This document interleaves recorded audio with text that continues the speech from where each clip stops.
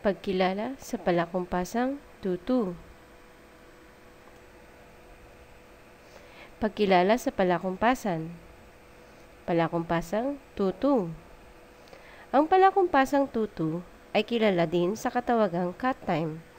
Ito ay maaari ding ipahayag gamit ang simbolong nahahawig sa letrang C ng alpabeto na mayroong linya sa gitna nito. Katuturan ng palakumpasang tutu. Ang palakumpasang tutu ay mayroong 2 bilang ng kumpas sa isang sukat at kumukuha ng isang bilang ng kumpas mula sa kalahati ang nota o half note at kalahati ang pahinga o half rest. Alam mo ba, ang palakumpasang tutu ay mayroong metrong simple dupol na may pulso na nagmumula sa kalahati ang nota. Ito ay nangangahulugan na ang bawat sukat ay tinutugtog o inaawit ng mas mabilis dahil ang basehang sukat ay tinatanggap ng kalahati ang nota o half note o kalahati ang pahinga o half rest.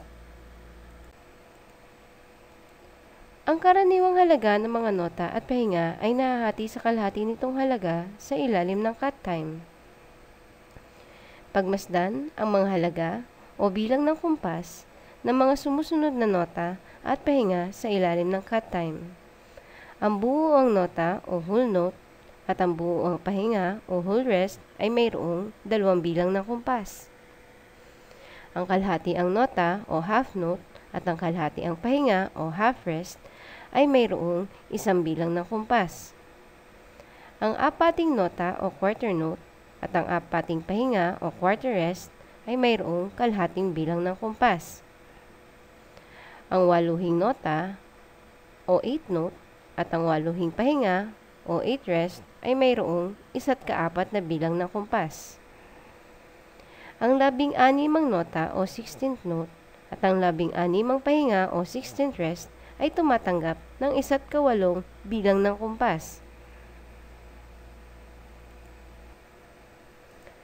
Alam mo ba, ang tempo o bilis o dalang ng tunog ng palakumpasang tutu ay 2 beses na mas mabilis kumpara sa palakumpasang 4/4. Ipalakpak mo.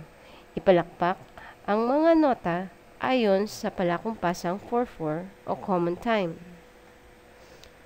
1, 2, 3, 4, 1, 2, 1, 2, 1, 1, 1, and 2, and. Ngayon, ipalakpak ang mga sumusunod na nota sa ilalim ng palakumpasang tutu o cat time. 1, 2, 1, 1, 1, and 1, e, and a. Subukan mo. Ipalakpak ang mga sumusunod na nota ayon sa palakumpasang tutu o cat time. 1, 2, 1, and 2. 1, and 1, and 1, and 2.